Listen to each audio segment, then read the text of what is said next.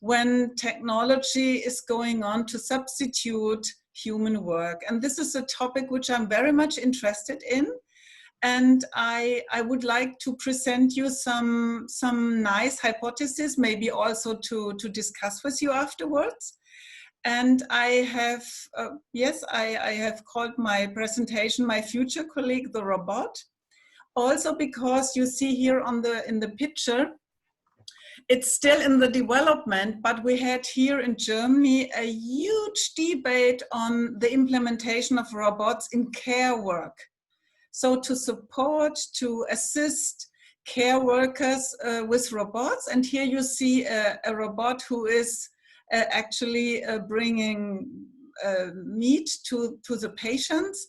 And this also was very, very much debated, critically debated, whether we need robots in the care, in the healthcare sector and in the sector.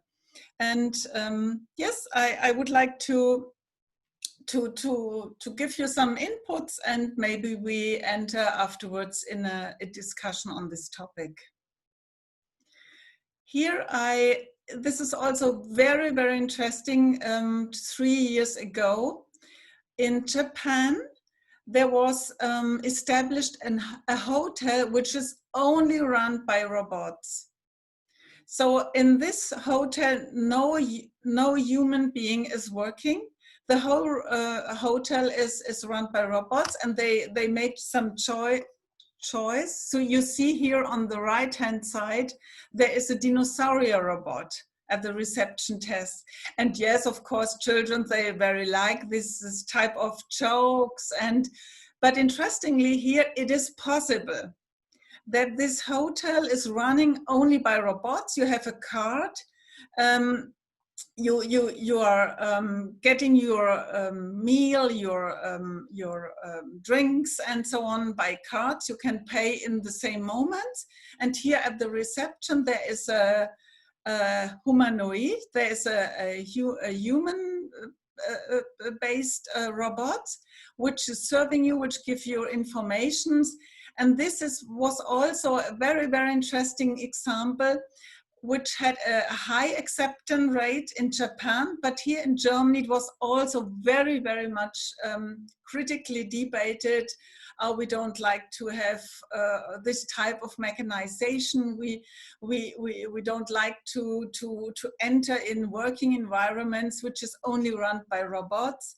But of course, it's much more cheaper, it's efficient, and there are a lot of reasons in favor of this type of technology.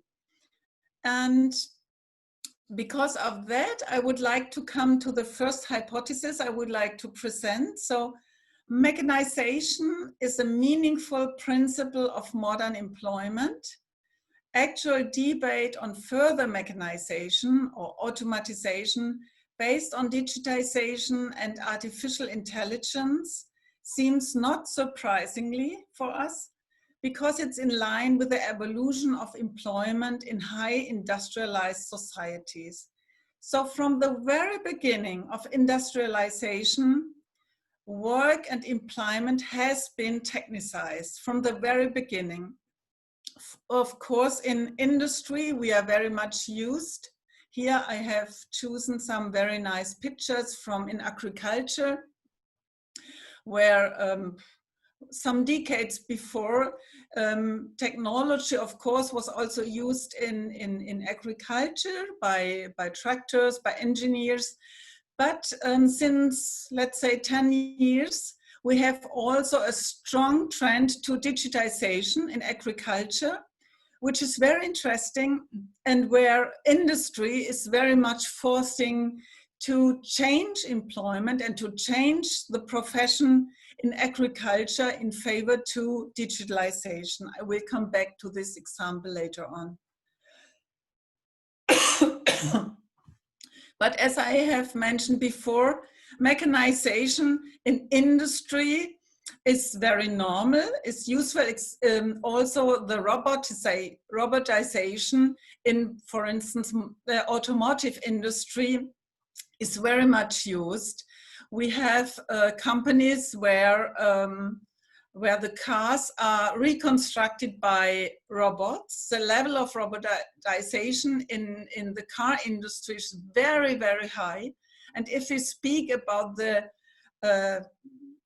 artificial intelligence, digitization, Industry 4.0, and the implementation of robots, you can say that especially in Japan and in Germany, the level of robots in the industry here in this sector is extremely high. And it would be difficult to go further with a higher level of mechanization. There are specific technical fields which is much more combined with service sector I came back to. But of course also in the alimentation sector, in the business sector, service sector, mechanization, technical environments are completely normal, are part of our daily working life. And it's interesting to see that we go further and further and further with the mechanization of work and technical innovation, which year by year, decades by decades, are changing our working life constantly. And to give you some ideas, actually, in the last 5 or, yes, I would say 5 years, what happens on the level of technical innovations. So you can say that there were huge jumps of technical innovation, specifically by the synergy of different technical fields. And this is characteristics by the field of robotics. Here you have the synergy of sensor technology, artificial intelligence, digitization, which come together, and they are forming a new technological field, robotics, which is very, very interesting also in the field of artificial intelligence. Of course, digitization is a technical field which is very broad, which is, let's say, a key word for different ways of technologies. You have here basically the transformation of working processes in data. That means that working processes of physical and physical working processes are constantly transformed in data, in processing processes, or let's say transformation of work has to be much more processed. We have an exchange of data, which is also part of the transformation processes. So let's say processing, providing, and also the transforming of working processes in data and information is what we call digitization, and which has a lot of phases and which is going on in every profession, let's say. But we have also huge jumps and innovation in new technologies. Let's say in the field of sensor technology, what all I have already mentioned, which is a strong field here also at the KIT, sensor technology. And here you have new fields like the recognition of voice, the recognition of the faces, recognition of speech, of face, bodies, and so on, which offers completely new fields of working processes and of new professions as well.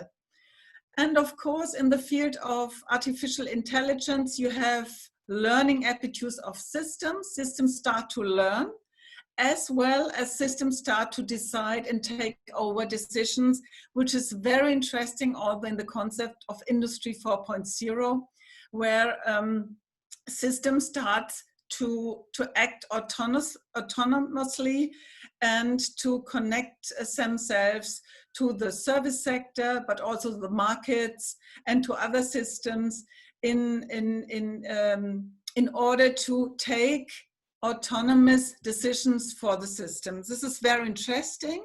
And this is also, I would say, a huge innovation jump, which will start and which will change very much future working processes. But what I want to say is technization, mechanization of work is part of our industrialization processes since 100 or nearly 200 years. And it's not really surprising that we go further with our changes in work processes based on technology. So we come to hypothesis 2. What are the reasons for the implementation of automation processes? We cannot say there's only one reason or two reasons. They differ from branches and sectors. However, we can say that apart from very nice reasons we have talked about before I started with the presentation, in working processes, we could say that the logic of optimizing cost efficiency of working processes seems strongly the enabler of transformation dynamics.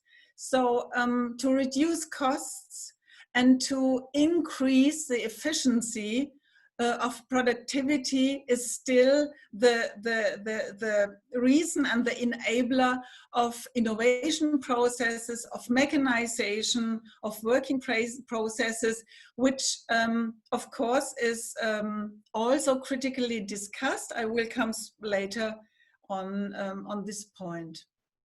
And this is what we see in many, many branches and sectors. For instance, in the development of the digital agriculture, I take this example because for me it's very, very interesting. We have this digital agriculture, these trends of digital agriculture in the last 10 years in Germany, I suppose in the US or also in Brazil. There is since 20 years, the digitalization or also the mechanization of this sector is much more advanced. But we started here with the robots, with the implementation of robots for feeding and milking, although in enterprises, also in farmings with, let's say, 30, 40, 50 cows, because we do not have these farmings with this huge amount of animals. But the mechanization, the level of mechanization is very, very high, and the pressure to do so because of the productivity measure. So robots for feeding and milking starts to become nearly standard. We have also this sensor-based monitoring of animals, specifically for the food. So, and physical constitution, this is type of monitoring. That means that the farmer can see what's going on with his animals, monitoring process, how they are feeding, how they are taking the food, is everything okay? So they have the cameras, they have sensors, which are constantly measuring the food and physical constitution of the animals. That means that they are indoor, they are not going out, which is also changing very much the constitution of the animals. Of course, we have also the genomic assessment of race for better and more effective breeding. So they can, by digital technology, they can see the temperature of the animals to get breeded. They can see, oh, do they increase heat or not? So this genomic assessment also become very important to improve race and weight of the animals. Of course, we have sensors in buildings to measure the climate system, temperature, and so on. It's also a type of monitoring. And what is also very much coming is an autonomous driving system for the engineers and agriculture tractors on the fields, but also working processes in the farms. Interestingly, the investment is very, very high. So the productivity also on the other side should be increasing. And if you ask the farmers why this type of investment should be important, this high level of technology also should be important for these farms. They say, okay, technology is substituting boring work, heavy work, and so we have much more time for important work. But at the end of the day, for me, it's not clear what is this important work really mean, because I think the monitoring work of animals, but also to be with the animals or to be in the working process, I think this should or traditionally was a very much important work for the farmers. To give you an idea what this technological implementation means, this was only a hint in the keeping of animals in the digital agriculture, which is very much implementing at that moment in Germany. So coming to the hypothesis 3, interestingly, information technologies, I have said it before, is not a new phenomenon. Today we say digitization, but specifically the implementation of the World Wide Web in the 1990 exactly, this was the impulse for really start a transformation process of work and production processes. And since you can say 30 years, this type of technologies to connect themselves, connectivity, but also to start with new business models, have led to processes of flexibilization and fragmentation of value chain on a global scale. Specifically in the 19th, we already have discussed the new business models, which were very strong at that time. Let's say the outsourcing processes of firms, globalization processes, insourcing, full fusions or merging processes of firms, which was very strong, connected with the possibilities and the options of information technologies. And you can say these dynamics, new business models, have changed very much the structure of employment worldwide, not only in the high industrialized countries, but also in the creation of new in the flexibilization and fragmentation of value chain on a global scale. So if you think to the huge global players, specifically also in the information sector, how the US business global player like Macintosh or the huge information enterprises, they have reached a level of power, but also economic power, which not have been imagined before. And these dynamics have changed very much the structure of employment. On the one side, we observe speeding up processes at work, also higher level of intensification of work. We also have more social polarizations worldwide. We have increased social insecurities because it goes hand in hand also with the new liberal economic models. But also we have gained new qualifications, specifically also in this information and technology structure. And we have new professions, and we have gained new working profiles, which specifically for younger people, for the younger generations, offered and provided interesting new jobs.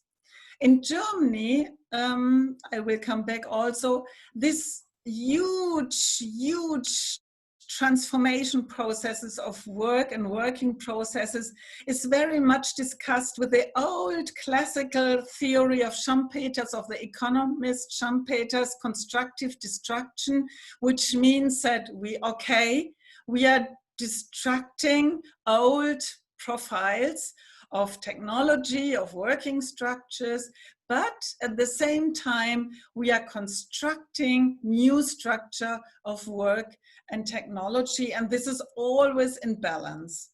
And yes, also let's come back to this old theory, whether it really it's actually whether it runs it's usual for our situation today. Here I would like to give you a very nice example of logistics. So Amazon and the transformation of work has also become a topic of critical debates of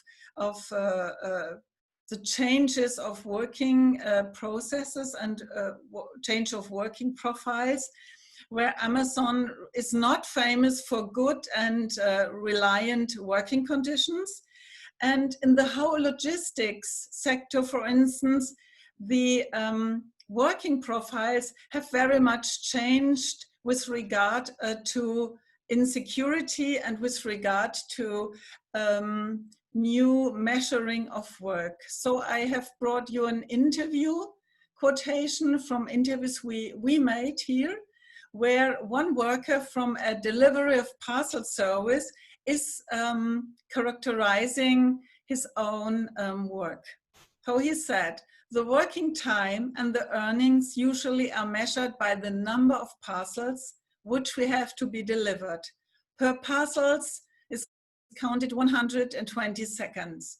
The charging and discharging of the car is counted separately.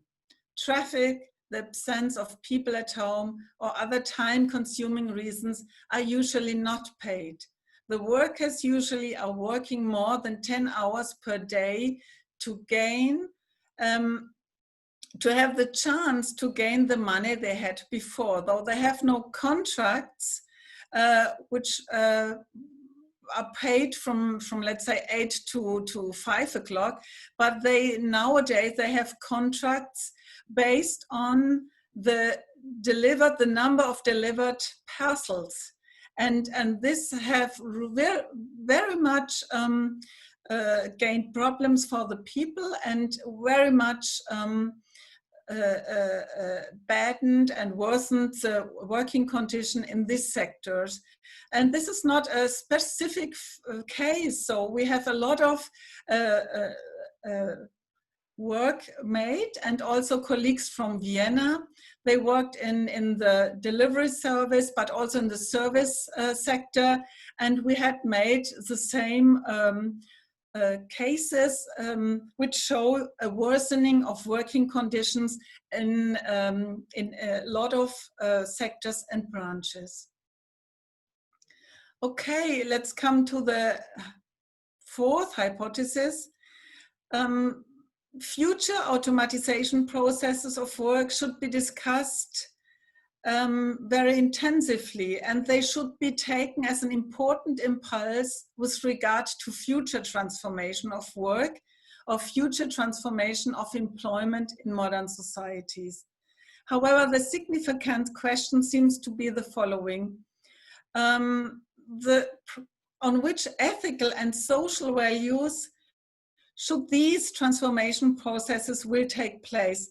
Is the increase of productivity and the increase of speeding up process is still the measurement we should going forward with mechanization, or do we need ethical and social values in discussing the implementation of technology at work in a new matter? And this is what we are working for very intensively. New models of transformation, or new models of future work, where we think we need definitely ethical discussion on that. We need also definitely the analysis of social implications of future work, which can be and which should be, of course, on the basis of digital technologies, on the basis of further innovations of technologies, but we need a new and ethical discussion on this topic. Interestingly, some years ago, there was a study of the two US economists, Frey and Osborne, which made some quantitative studies, and they came to the result that for the US, more than 60% of the job can be substituted by robots and by mechanization processes in the next 20 years. So they said, we have the same routines in industry like in the last 100 years. Assembly work is strongly routinized and can be replaced. This is going on. But we have also a high proportion of manual tasks, which can also be substituted by robots and by technology. And what is very interesting, and this is also a strong topic here in Germany, that more and more qualified and high qualified work can be substituted, can be transformed, and can be changed by robots and by artificial intelligence, specifically in the service sector. So they prognosticed an enormous job loss for the US in the next decades. And what was interesting, that this study of Frey and Osborne has provoked a huge scientific and public debate on the topic of technical unemployment. You may say it's a very classical topic. From the very beginning of industrialization, people had fear, and they was very much threatened that technology would substitute their work. And this is interesting that Frey and Osborne has a little bit revitalized this type of discussion. And we have in the Netherlands, in Germany, and in the UK, we had similar studies for the national context, which came to different results. We have, for instance, in Germany, we have not diagnosed this enormous job loss like Frey and Osborne have done this for the US. But of course, the substitution of qualified and high qualified work in Germany is going on and is still threatening job losses for the next years. And because of that discussion, we think that we definitely need a shift of perspective with regard to technology and the impact of work and employment. And we need technical innovations which create new modes of human-machine interaction in many working fields. But we think we should reconstruct the objectives of these technical innovation. The objective to increase the productivity, as I said before, to increase efficiency, economic efficiency, to spread more the social polarization? Or should we need in new forms of prosperity, also worldwide? And I think we also think, we should think of new sustainable models of work, including also ecological impact, social impact, and the global impact we do have on the basis of division of work worldwide.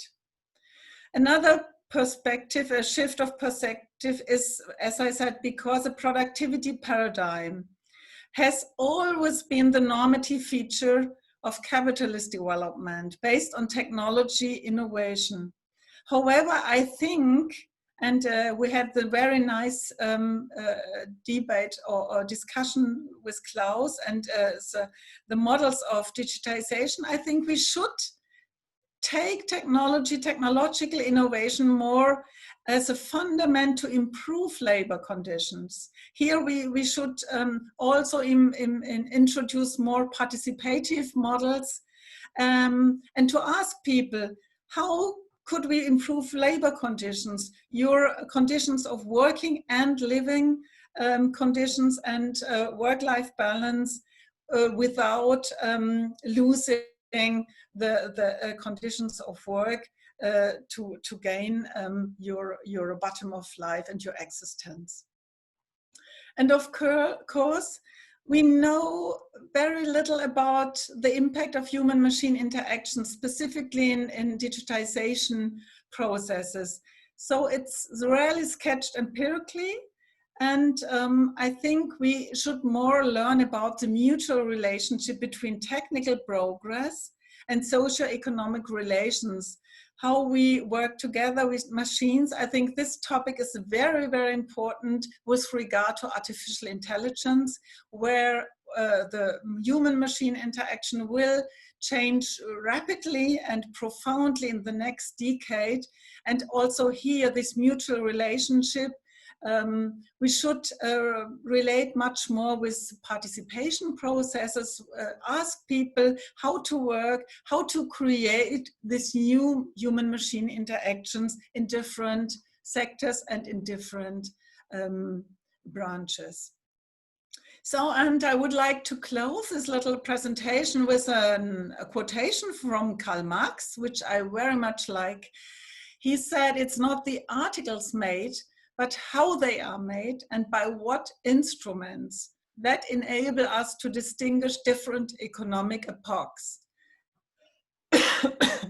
Instruments of labor not only supply a standard of the degree of development to which human labor has attained, but they are all indicators of the social conditions under which labor is carried on.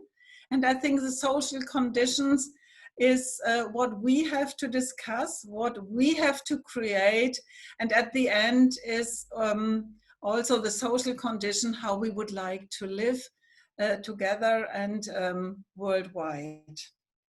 And I would like to thank you very much for your attention, and I'm very much looking forward for our little discussion afterwards. Thank you. Okay, thank you, Bettina. That was really interesting. You can turn on your mic, and then you can ask questions or write in the chat, whatever. Okay. Yes. Bien, te escuchamos bien, Erwin. ¿Puedo? Gracias. Dr. Krings, do you hear me? Yes. Perfect. Okay, first of all, thank you for your perfect presentation. I love very much because it reminds me of some further activities I did in Germany. After finishing my PhD, I was employed by Alfa Laval in Hamburg. And I'm talking about the years 86 and so on, and we had this digital agriculture, which was not named as at that time, but we had the automatic feeding of calves and cows. So they were measured what kind of food they became, different mixtures.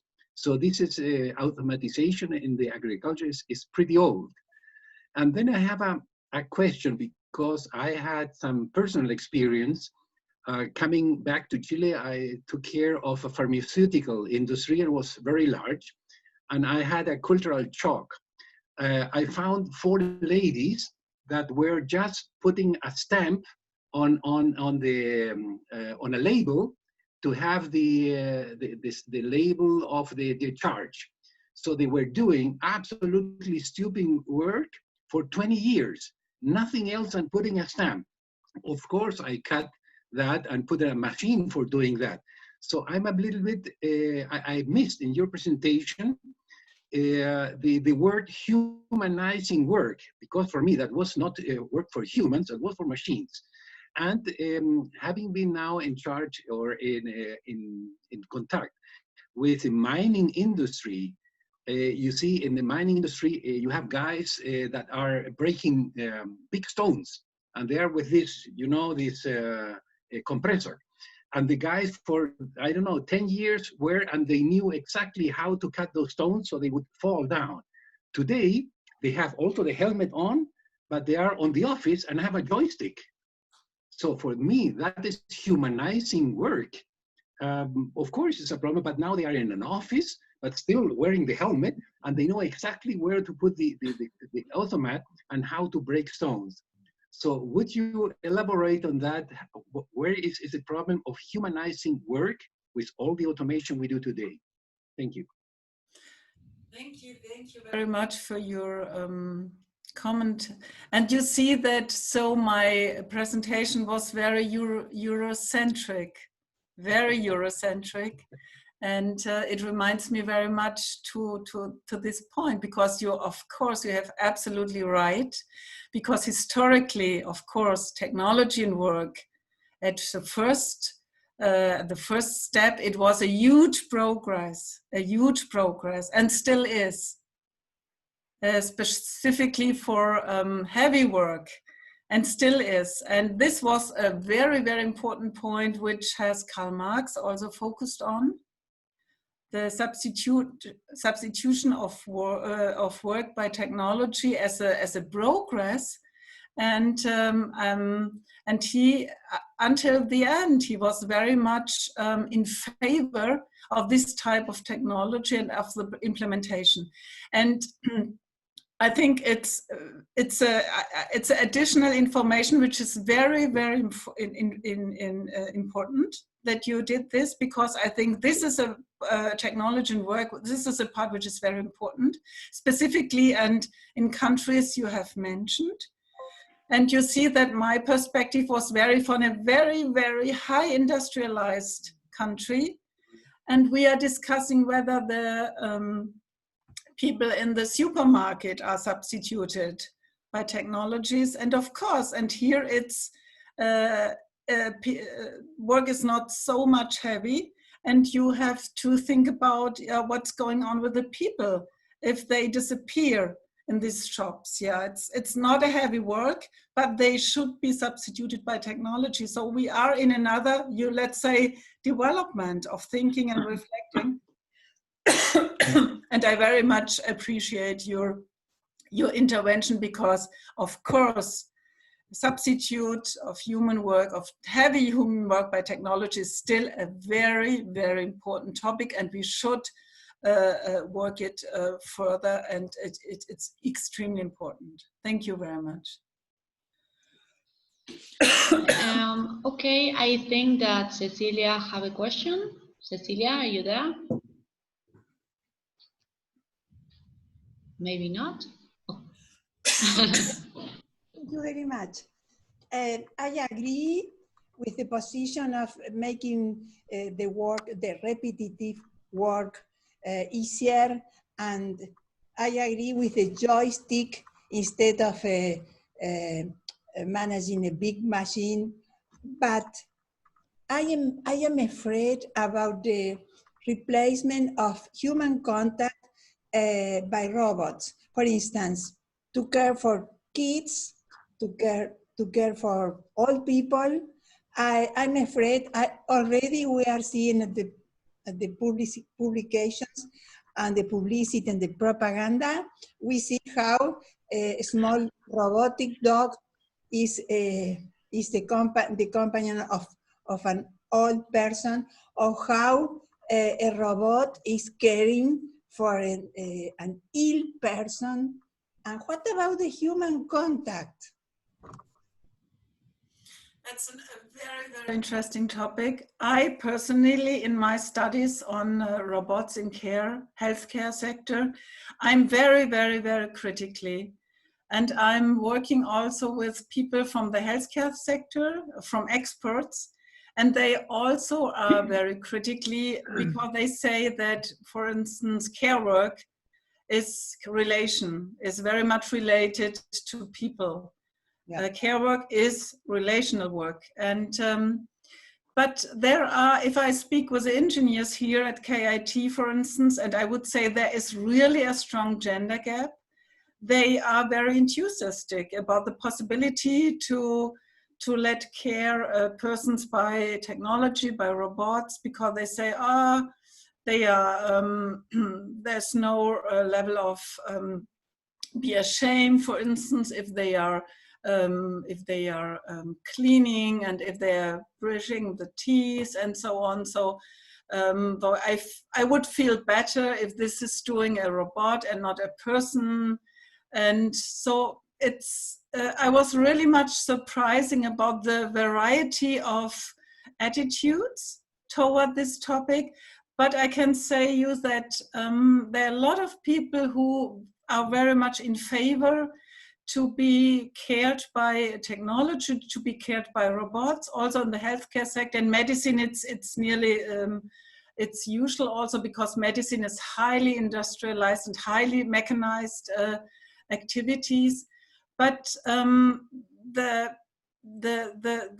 aspect of relation and affect, empathy and so on, it seems that in science and it seems that in our field, it seems a very feministic approach, it seems a very emotional approach which has nothing to do with science and scientific approaches. So sometimes I feel it's difficult to introduce this topic as an important topic. And yeah, it's interesting, but I have learned that at least there's a variety of attitudes, and at least I have to respect that there are a lot of people who would say, I don't have any problem to be cared by a robot. Thank you very much. Very good answer. I will elaborate on top of that if I can, Yes, because I was going to ask a question, but I think this is going to be better if I can elaborate on that. And just we can imagine this, if we can like just still focus on one example, like caring for all people, right? You know, that they have to live in a hospital or in a hospice for elderly. And if we can take away all the repetitive functions, like bringing the food or bringing the medicines to a robot, then we can choose things like those care workers can actually be involved in more humanizing activities, like just sit there with the people and talk, probably read a book to them, read a story, so they can have more human contact. But even more, I was also thinking, if right now, like not so many workers that are like specific trained need to be hired, then we can also bring some other people, because we can also imagine that other people in different other jobs, they will have to work less hours. For example, instead of working 8 hours, we'll say, okay, now everybody in different industries, you just need to work 4 hours, because we have a lot of robots that are completing all the tasks that you don't like it, but you still you will earn the same money, or I don't know, you won't lose your quality of life. But then you will have more free time to do other things, like, for example, artistical things. And then it can be like some guy working in a factory, but he or she is a musician. And then coming back to this example of taking care of all people, they can, I don't know, spend 2 hours a day going to different hospices and play music to these people. And in this way, we can just combine all this extra free time that we will have, because of many of the activities will be taken care of by robots, by getting us involved in different activities that will be even more humanizing than just have to work every day 8 to 10 hours. Some of these activities that we do at work are not humanizing at all, because we are doing some repetitive work and we don't even socialize with people. But if we have more free time for doing those things, we can actually involve in more humanizing tasks. And I was thinking that right now, listening to you, Krings, to Cecilia, and this conversation that was going on. Yeah, it's very good, the answer. I have another question, Anna, may I? Yes. Yeah, sure. And I forgot the question. Second. Wait a second. Okay. I give you some time. I just wanted to put one point more. With this pandemic we have right now, I have friends that are doctors, physicians, and they say they have switched over to telemedicine in the way that they just call the people because they don't need to go to the hospital to have an hour. They just want to talk. Of course, he cannot do any diagnosis, but mostly he said people just want to be heard. It's not that he will make an operation. No, it's just to talk. So now the doctor has more time just calling the people. It's amazing. It's using the technologies we have today to humanize that and have, of course, what you are saying, this human touch. It's a possibility that we never used that before this pandemic. Yeah, this is great because this pandemic situation is providing so much new situations, so much, and I think we should really think about, to reflect and to think how we would like to live, because you know that usually a doctor in Germany is not paid by talks. Absolutely not. Because of that, he does not talk with his patients. He's paid by technology. He has his apparatus and his, so this is paid. But they try to reduce talks because they are not paid for that. And this is a system which is really, I think, yes, it's a difficult system. But now with this pandemic situation, there are rising situations which you didn't had imagined before. Right. The doctor is speaking and talking, and we have this type of telemedicine, but for talking, because before the pandemic situation, telemedicine was for diagnosis and not for talk. And this is interesting. So I think we have to maintain these issues. What we really need, what is really our interaction and how technology can support our values and our needs. I think we do have a need to talk with the doctors, yes. And this is very interesting. This is a very nice example. And I would that we maintain the situation, that they maintain to talk with the patients, maybe by by digital in technologies, but that they have the opportunity to talk, and this is important. Okay. Bettina, I wanted to ask whether there is some insight in the possibility to come through a energy breakdown or a technical problem if somebody is thinking about self-reparation or substitution of how to go in an unexpected accident when nobody is working there but robots. Yes, this was interesting. You remember the accident in Japan? Yeah. And there was, you also hear the KIT, they sent some robots into to Japan in order to go into this nuclear accidental area. But as we know that the robots, it wasn't possible really. They couldn't work efficient. It was difficult at the end. Some persons had also to enter to assist the robots. And our experience is that the state of the art of the robots in this specific, in this accidental areas is still very poor. We have good experiences in mining. Because of that, the example was very, very nice at the very beginning. And also underwater, with robots, so you can go very deep and to observe. So this type of monitoring, observe, you can do very, very well with robots. But if they have to go into action and to really substitute human intelligence and to react spontaneously and to react in this situation, it's actually, you can't do that. Mm-hmm. Thank you, thank you. Okay, you're very famous, Bettina, because in the chat exploded. Here, to respect the order, Bernardo Cienfuegos have a question. Bernardo?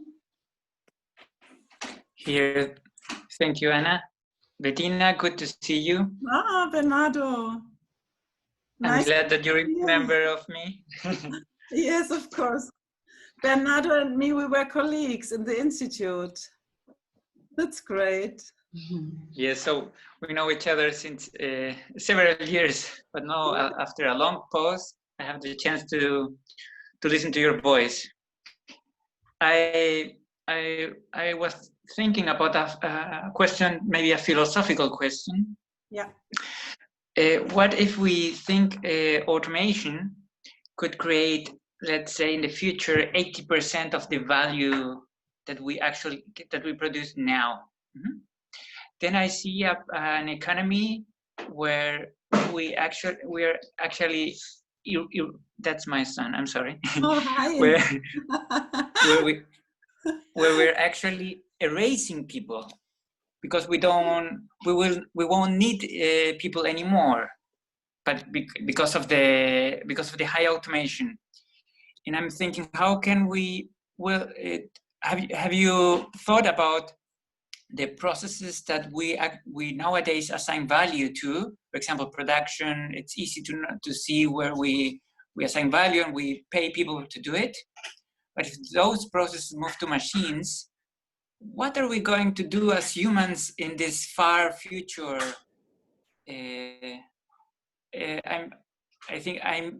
I'm thinking we are community animals, so we probably will go in this direction of human contact and maintaining socializing, probably. Exchange of opinions. I don't know, but maybe I'm sure some businesses will require maybe 1 hour of labor for the entire world population, but the rest of the time would be interesting to know if there's something in the discussion about it, or maybe I'm thinking too far in the future. Mm-hmm. Yes. Thank you. Yeah, thank you for your question. It's an extremely important question, and we are discussing this topic very intensively, specifically in the left-hand philosophy. Maybe you know Mason from the UK. He is a philosopher as well, and this topic is very much connected to the topic of the basic income, which we do have here, which we are discussing here in Germany or in some European countries. In Denmark, there is also an experiment to introduce a basic income. That means that the productivity of the country based on technology should be distributed to the people. It's a matter economically, it's a matter of distribution. So actually, I have presented the trends in the last neoliberal era.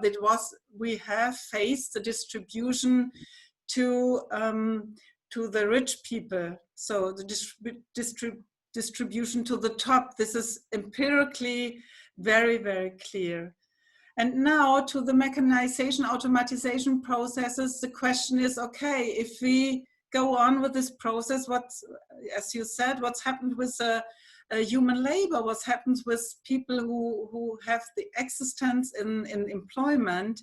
And the idea is to distribute this productivity to specific living models. One model is this income, yes, to have a free income in order to create your life and to work with things you like to work. And it's interesting because it comes back to Karl Marx, who exactly that we should take technology and the technological progress to increase productivity and to distribute this productivity economically, so that people can work for some hours in the morning, they can hunt, and they can create something what they like to do. This is a very famous quotation from Karl Marx, and still is a model, I think, which is more actual than ever because of the high mechanization process. But you know, it's politically actually, it's some ideas, some models from left-hand philosophers. But we have to fight for that, because we see the problem that productivity is increasing, but the distribution goes to the top and not to people who need it really. Well, I imagine a world that, just to keep elaborating, I imagine a world where if we already produce 80% of the value just by technology, and then we don't need any more people to work on the things that were working before, we can do that. Just like, okay, just keep the people working for less hours, or let's say you have to work only 2 months a year, 3 months a year, and then you can do whatever you want, because you will have some basic salary just distributed to you, and then you can go, I don't know, like for me, I will spend my time hiking and going snowboarding, the things that I would like to do right now, but probably because I have to be all the time involved with my job, I cannot do it. And I see that as something very promising. Like, yes. I would really like that to happen. Like, so people can actually start doing other things that they really they like music, artistic stuff. Yes. And therefore, we also have to focus that our education goes toward those things as well. Not only to train ourselves on how to do repetitive things, but just go for the arts as well. And yeah, it will be wonderful if that will happen anytime soon. Yes, I very much share this idea, and I think it's a political question, a strong political question, but also from scientific perspective, I think we should really work on this type of models. And it's, of course, it's very complicated, it's complex and so on, but the empirical evidence in the last 30 years shows that the high polarization, working poor people, which we also have in Germany, not only in the UK or in the US, working poor people, people who have 3 jobs and cannot live from their gainings. And this is, it's really far away from every dignity of working people. Okay, I think Klaus have raised his hand. Klaus? Yes. Yeah, I'm in industry, and for us, automation, robotization is a standard subject, and digitalization is what happens everywhere and where everybody is involved. And we all see it with all the positive potential, and we are really amused to be able to use all this now. But I'm sometimes asking myself, is it the right direction that it goes? Because I don't know whether you saw, I don't know, 3 or 4 weeks ago, I don't know where it was, maybe in the Spiegel, I saw a picture of a cow with glasses. And they were playing a movie for the cow. So the cow was thinking it was on a green, but it wasn't on a green, it was in a stable. And I mean, that's absolutely beyond all limits which I could ever accept. And this makes me a little bit concerned. How can we securely limit ourselves, mankind, to do the right use, you know? And the other question is, we are very much interested in collaborative robots, and our imagination is the human is the master and the robot is the helper. But what if it turns around one day? If the robot becomes the master and the human is the helper, I'd be interested in your opinion on that. Is that a realistic view or is this science fiction? Thank you. I think the two very, very, very important questions. The first question is a question which I'm reflecting since a lot of years. Who is deciding about technological advance? Who's deciding really whether technological unemployment, let's say, yeah? And I think we need a societal debate about this. Which type of technology do we really want and for which objectives? And because of that, I think for me personally and as a scientist, I think we are raising the wrong questions. We are raising the question, do we need, for instance, this robot and this elderly care home and this robot with these functions, yes or no? But we should raise the question, how we would like to live when we are old. What are our values? Would we like to live with our families, with other generations? Which type of architect? And then when we respond to this question, I think we should raise the question for technology. But at least here, and also at KIT, the question is always to think about the technologies, and then you very, very easy to find reasons why we need this. Very easy. Because, and I think we should think about how we would like to live. What is really human progress? What do we need? How we can create peace and how we can live together. And then to think about technology. This is what I'm working for, but of course you can imagine that I'm not very much successful in that.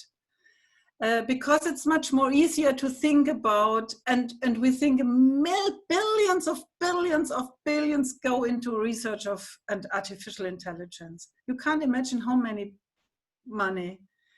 And though the priority is very clear, because technology is part of competition, is part of economic growth, and so on and so on. We have spoken about this, but I think we have to shift the question and we have to think about the other way around, how we like to live in future and how technology can support us. And as we said before, the pandemic has offered us wonderful examples how it can go. Very simple, very simple. So simplify your life. You don't like to these examples you have mentioned. And the second question, yes, of course, you are right. How is technology, how is it progressing? What do we really need specifically in agriculture, I think so. Also here, simplify your life. Do we really need this geoengineering and to fight against climate change? So also here, I think the same question, what do we need really from technology? And there is Shirley Turkle as a US scientist, she's wonderful. She was very in favor 10 years before for digitization and options for communication processes and so on. But now she came back after her studies to ask very simple how we like to live and how we can create peace and how we can create justice. And interestingly, the climate change problem does impede us also to think about the limits of growth and to think completely different. And I think there are really challenges to think and to make shifts of perspectives.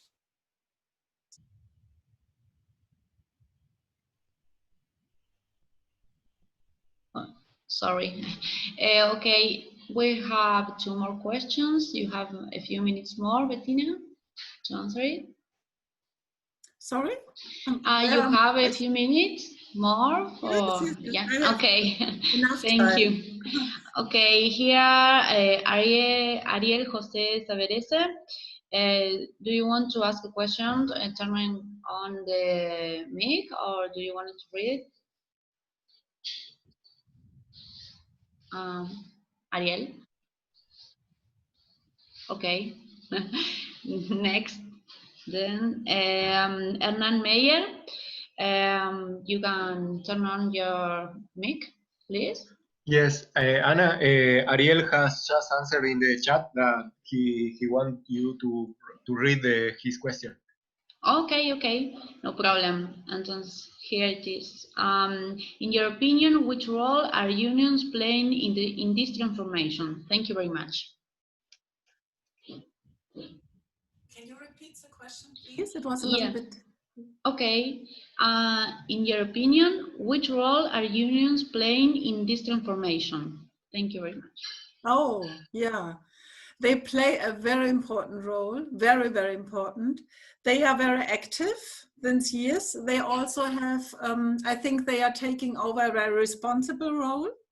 And the attitude is to be the co-creator of technical progress. So they say we cannot be against technology, against technological advance and progress. So though they are not very critical in this direction, but they are very active, proactive in the creation process. So to involve the workers, to involve the employers, to for instance, this crowd work, platform work, which is very, very creating worsening and difficult working conditions. Here they are extremely active. They are go ahead, they are politically and try to fight for rights and to create here specific union directions and so on. So I would say to attitudes very active, to see, they see the chance for recreation and cooperation. They are not very much critically in the technology. They also see the huge chance of improving working conditions, and they try to generate and to create technology and to involve the workers into this creation process. Okay. That's all. Okay, now Hernan Meyer then.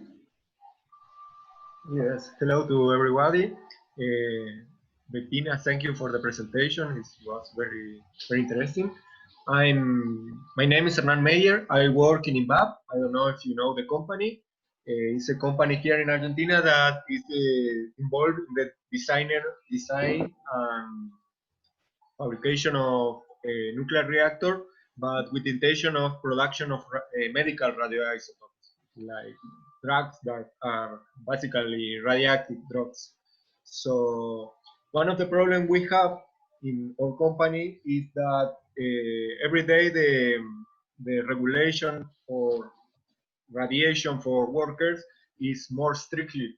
Every year are more strictly, and also the designer and the customer of clients ask for lower radiation for the operator of these facilities.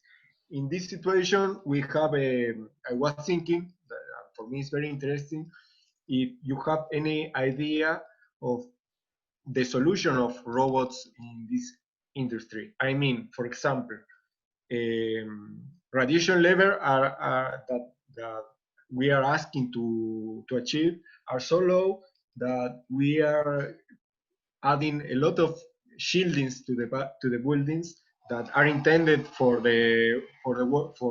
lower the radiation for the workers, but at some top these shielding are extremely heavy because usually they are lead, concrete, heavy concrete, steel plates, and in this situation they are making the buildings extremely expensive because all this weight has to be seismic resistance and flooding resistant. And I'm thinking that there should be some trade-off where it may be possible to make robots in this industry. I'm talking about more about logistic of handling of the radioisotopes containers, and and I'm pretty sure that in some point it will be cheaper to use robots than to increase the shielding for the workers. I don't know if you have any experience about this kind of robots for the nuclear industry. I'm not talking about you were talking about Fukushima, where in Fukushima there were very high radiation levels, so robots have to be prepared for this high radiation level. I'm talking for lower radiation level in the scale where the radiation is not an issue for electronic, but is an issue for the workers. Yeah, thank you. It's I think it's a little bit what I said before. We think that robots are can be used for complex tasks. This is not the case. This is usually not the case, because robots in industry are implemented in highly standardized systems. And if you like to use, I suppose it's a little bit your example, to use robots working by their own, based on more or less difficult tasks. So the technology still is not at that state of the art. So they can do very simple tasks, very simple tasks. And usually, and this is our experiences, for this simple tasks, they are too expensive, because these robots are very expensive. And then for the enterprises, it's often it's a trade-off. They say, oh, for these simple tasks, I don't make this type of investments of a robot. So I think it would be more the priority of your responsible people to do these investments in order to save the people and do not let work them in these areas of radioactivity. But and that is an experience we do have. It's really a trade-off, and I know it from other countries, not like in these very rich countries like Germany, but that the use of robots maybe in China or the labor, human labor is much more cheaper than high technology. And so for many responsible, it's really a trade-off, and this type, they do not like to make this investment. Yes, thank you for the answer. I was, my intention was this kind of repetitive work, because I was talking about logistics. In the logistics part, of the production of a radioactive drug, you have people that package the drug, and it's a repetitive task. And then I think this would be possible by robots, because we have this in Amazon, you know, this huge Amazon, the logistic is completely run by robots there. But then the question, I think, is investment they have to do there. Yes, the question is if it is cheaper to get this robot or to add leave to the building. If they are carrying the people, I think they need robots to do that. Yeah. But if they think, oh no, we are not doing this type of investment, so they put the people there. Okay. Thank you. Okay, I think that is all. So it was a pleasure to listen, and you, Bettina, and thank you a lot for everyone to join us one more Friday. Yes, I also would like to thank you very much for your attention. It was a pleasure to be with you, and maybe Cecilia will see us in Karlsruhe. I don't know, next year, but if you are coming here, please just call me. Thank you. I will do that. I will do that. I love Argentina. I love Argentina. Yes, thank you. Okay, we will to you then in Córdoba too. Okay. Thank you very much, and see you all next Friday. Okay. All right. Thank you. Thank you, love. Ciao. Ciao. Goodbye. Ciao, ciao. Ciao, ciao. Thank you, Bettina. Chao, chao. Ciao, ciao. Gracias, que estés muy bien. Tschüss. Gracias. Viel Spaß. Gutes Wochenende. Danke gleichfalls.